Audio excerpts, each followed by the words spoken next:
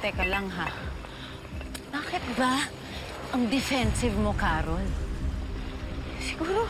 Siguro magnanakaw ka talaga. Di kaya pati asawa ko, ninakaw mo ngayon. Ma'am, lasing na ho talaga kayo. Come to think of it. Yung mukha mong yan, ganyan ang tipo ng asawa ko. Hindi kaya ikaw yung kabit niya? Hindi po. Ha? Ma'am, hindi ko po kilala yung asawa ninyo. Parang umiiwas ka.